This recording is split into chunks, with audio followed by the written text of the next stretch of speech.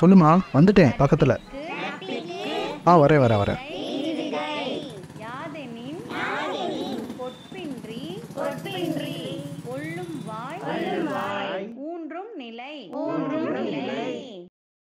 இந்த திருக்குறளை கேட்டவனே எனக்கு ஒரு 2 நண்பர்கள் ஞாபகம் வராங்க. இளன், அன்பு. அவங்க 2 பேருமே சின்ன வயசுலேருந்தே நண்பர்கள்.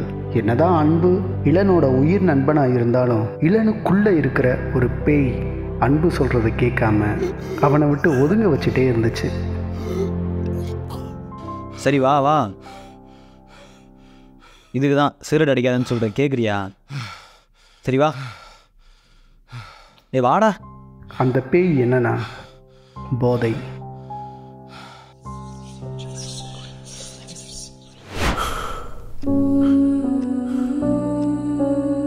போதை. அதுக்காக இளனுக்கு கிடைச்ச தண்டனை தான் அவன் நண்பனோட பிரிவு.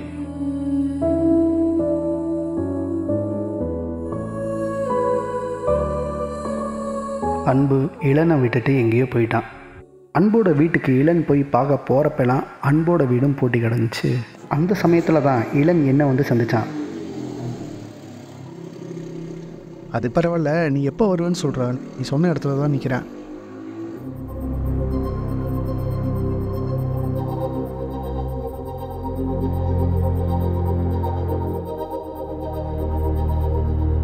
ப்ரோ, நீங்கள் அன்பு ஃப்ரெண்டு தானே? ஆமாம் ப்ரோ, சொல்லுங்கள் ப்ரோ, உங்களுக்கு தெரியும். ப்ரோ, அன்பு ரொம்ப நாளாவே காணோம். உங்கள்கிட்ட ஏதாவது சொன்னாண்ணா? ப்ரோ, அவங்க அப்பா இறந்துட்டாங்க ப்ரோ. அப்பா இறந்துட்டாரா? எப்போ? ஆமாம், 2 பஸ் இருக்கும் ப்ரோ. 18ஆம் தேதி தான் ப்ரோ இறந்தார். உங்களுக்கு தெரியாதா ப்ரோ? அன்னைக்கு ஃபோன் பண்ணான் ப்ரோ அன்பு. அவங்க அப்பாவுக்கு நெஞ்சு வலி அப்படின்னு அன்புக்கு ஃபோன் பண்ணாராம். அன்பு வெளியூரில் இருக்கிறதா சொன்னான். அதனால என்னை உடனே போய் பார்க்க சொன்னான். நான் கூட என் ஃப்ரெண்டெல்லாம் கூட்டிகிட்டு போய் ஹாஸ்பிட்டலில் தான் அட்மிட் பண்ணோம். நல்லா தான் இருந்தார். 2 நாள் கழித்து ரிசைன் லெட்டர் வாங்க ஆஃபீஸ்க்கு வந்தான். அப்போ தான் சொன்னான் அவங்க அப்பா இறந்துட்டாருன்னு. அதுக்கப்புறம் போனவன் தான் ப்ரோ. இப்போ வரைக்கும் ஃபோன் சுவிட்ச் ஆஃப் தான்.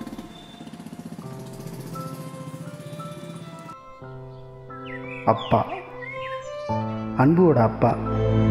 அவன் மூலமாக இளனுக்கு கிடைச்ச ரொம்பவே நல்ல ஒரு அப்பா. இளன்கிட்ட எவ்வளோ சொல்லிட்டேன்ப்பா, அவன் மாறவே இல்லை. எவ்வளோ சொன்னாலும் இளன் கேட்கவே மாட்டான்ப்பா.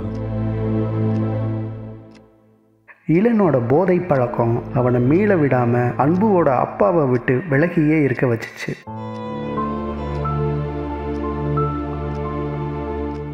இளன் பண்ணுற தப்பெல்லாம் அவங்க அப்பாட்ட சொல்கிறப்பெல்லாம் அன்பை மட்டுமே காட்டி திருத்தணும்னு நினச்ச தெய்வமாக இருந்தார்.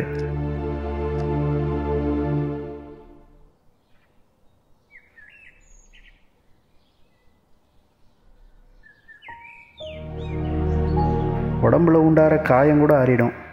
மனசில் இருக்கிற காயத்தோட வலியை குறைக்கிறது ரொம்பவே கஷ்டம்னு இளன் ஒவ்வொரு நாளும் அதை அனுபவிச்சுட்டு இருந்தான்.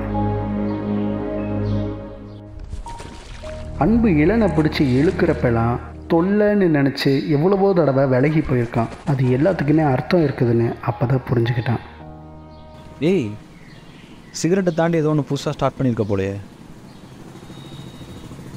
டேய், உனக்கு என்ன பிடிக்குன்றதுக்காக நீ சொல்லலாம் கேட்கணும் அவசியம் கிடையாதுடா. கேட்டு தான்டா ஆகணும். நான் எதுக்குடா கேட்கணும்? நான் எதுக்கு கேட்கணும்? நான் அப்பன்டா. அப்பா தான். நிஜமாவே அன்பும் இளனுக்கு அப்பா தான்.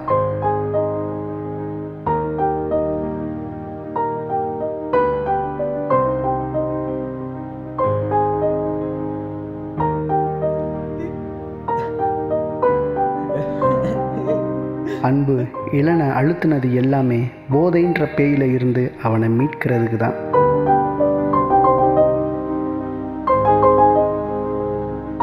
அன்னைக்கு ஃபோன் பண்ணான் ப்ரோ அன்பு.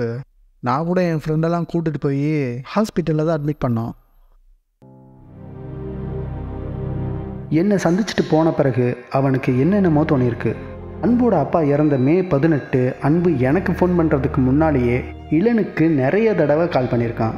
ஆனால் இளன் அன்னைக்கும் ஃபோன் எடுக்கல. சுற்றி நடக்கிற விஷயத்தை பற்றி கொஞ்சம் கூட கவலை இல்லாமல் எங்கே கால் அட்டன் பண்ணுனா அவன் கண்டித்து பேசுவான் அப்படின்னு நினச்சிக்கிட்டு கிறுக்குத்தனமாக ஃபோனை ஆஃப் பண்ணி வச்சுருந்துருக்கான்.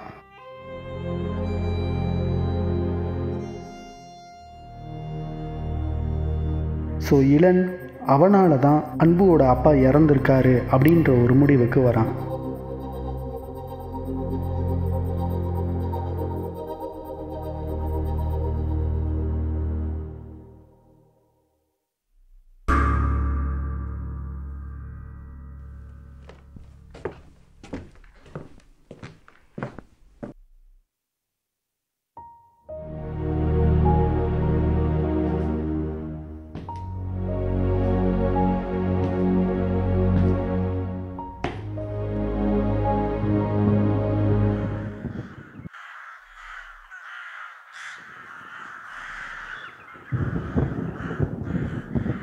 என்னடா பேசணும்னு கூட தோணல.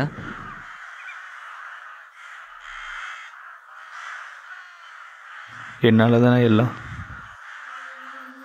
அன்றைக்கி மட்டும் நான் ஃபோனை எடுத்திருந்தேன்னா அப்பாவை காப்பாற்றிருக்கலாம்ல.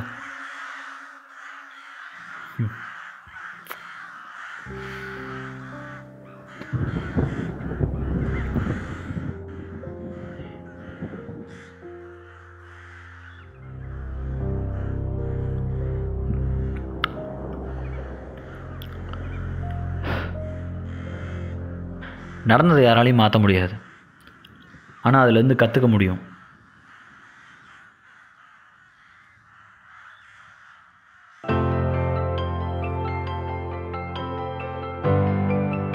அன்பு இளனை பிடிச்சி இழுத்தது எல்லாமே அவனை உயர்த்தணும் அப்படின்றதுக்காக மட்டும்தான். இதோ பார், நீ என் நண்பன். இதுக்கு முன்னால் இருந்ததை விட இப்போ தான் நீ எனக்கு அதிகமாக தேவை.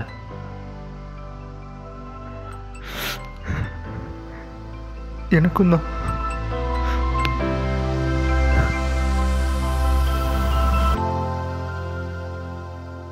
இளனை யாரோன்னு நினைக்காம கிடைக்கிற சந்தர்ப்பத்தில் எல்லாம் அவன் கூட நின்று அவனை தாங்கியிருக்கான் அன்பு, இளனோட நண்பன்.